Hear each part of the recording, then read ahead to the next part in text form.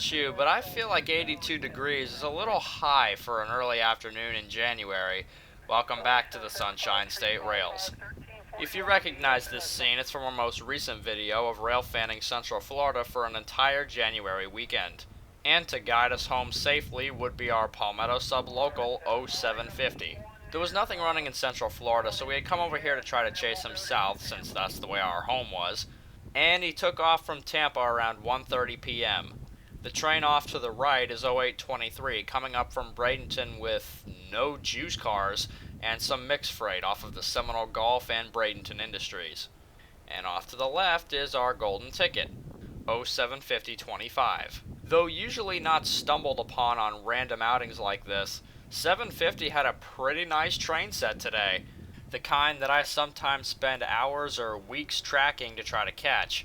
A train of loaded rockhoppers. He'd have 35 of them today on his train, and that amount of weight would require a heavier duty engine. As per yeoman orders, it was decided to throw SD40-3 number 4332 on the head of today's train, though a bit of an eyesore for me. Just like the glorified Stone from back in May, he had one of those high-cube TTX boxcars headed to an industry down south. But what are you gonna do? I'm not gonna complain. 750's in the process of meeting 823 here at Sutton Siding, a common process on the Tampa Terminal Subdivision. And once 823 releases his authority south from here, the 750 crew can pick it up in their EC1, which they are doing rolling as to not waste any time. Main track, both directions, between NAS East Tampa main and AZA 916.8 main. Circle line 11, okay to handle the switches, AZA 904.5 and AZA 914.6, over. AC1 number 75753 to 7575 and 125.1. Okay, that's the AZA 883.0, 750.25.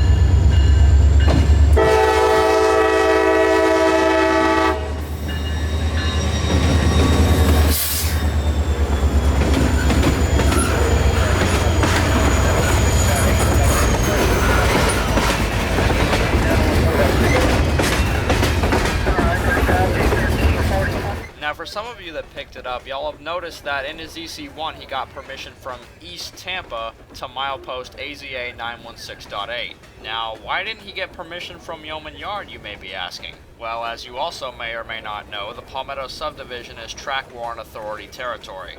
So only trains given permission to use the track by the dispatcher can use it. And the Palmetto Sub doesn't start until East Tampa, which is about a mile south of our current position.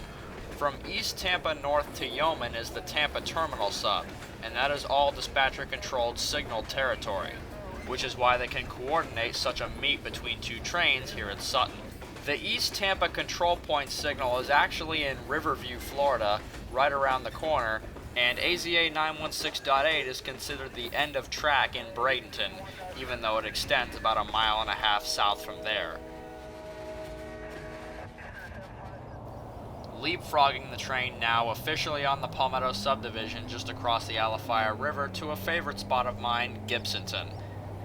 This little stretch just across the river gives off that suburban/laid-back lifestyle kind of feel as the train rolls through. Maintained landscaping and buildings all around, and some sporadic trees. Overall, an interesting scene to see trains rolling through these days.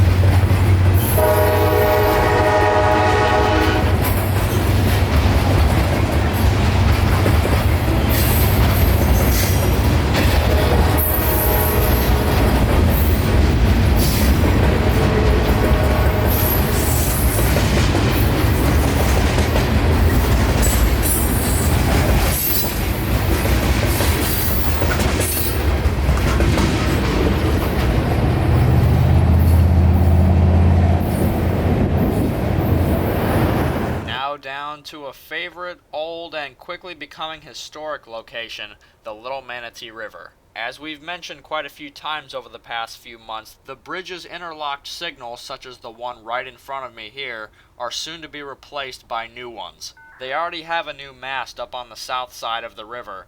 They don't have one up over here yet, but judging by a conversation that I had with one of my old friends here this day, they are likely to be replaced in April of this year. Just as much as these signals disappearing is the old vibe of this bridge, all these containers lying around are holding equipment which has been used to upgrade the bridge over the course of the last year. This place will never be the same again, but you gotta take what you can while you have it. I took the advantage and put the drone up on the south side of the river to catch 750 passing the south side signal before the day comes that I can't.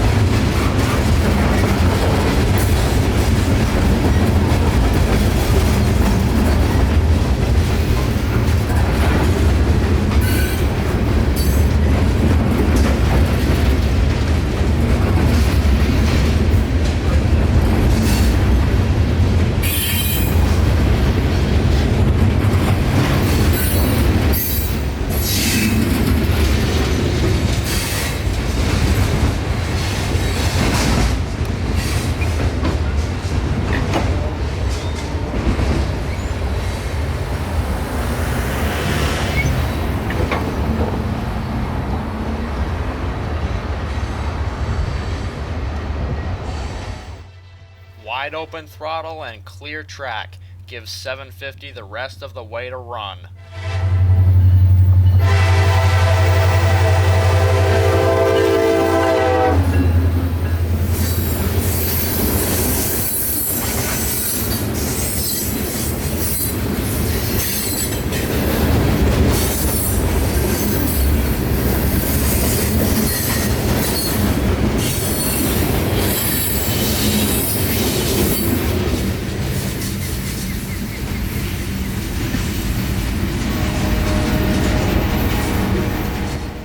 Just a few miles down the line, he's stopping on the main to switch 84 lumber. That eyesore of a boxcar at the head of the train has reached the end of its journey and is ready to be dropped. It's a simple maneuver of detaching the car from the train, pulling it beyond the switch, throwing the switch, backing the car down into the customer's unloading area, then coming back out onto the main and hooking back up to the train to continue the rest of the journey south. Now, with no eyesore. 5 minutes was just barely enough time to get over to the Port Manatee curve, as wide open throttle got this train rolling downhill quick again.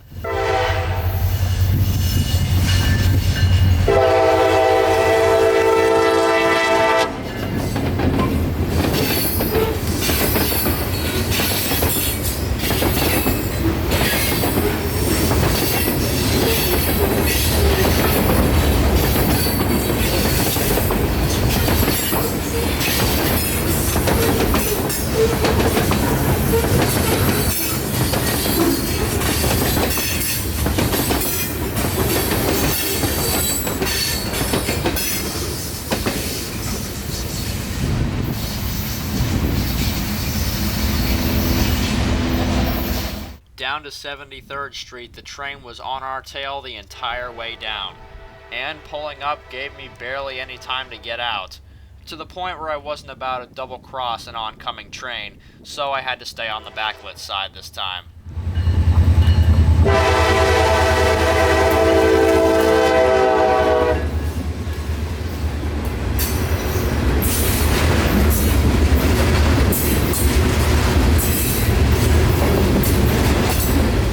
But I knew that if I wanted a well-lit shot, I couldn't wait for the whole train here. So we took off and made it down to Bayshore Road, a common shooting location for us along this stretch of track, and 750 was only a couple minutes behind. And the afternoon light here was just about as good as it gets.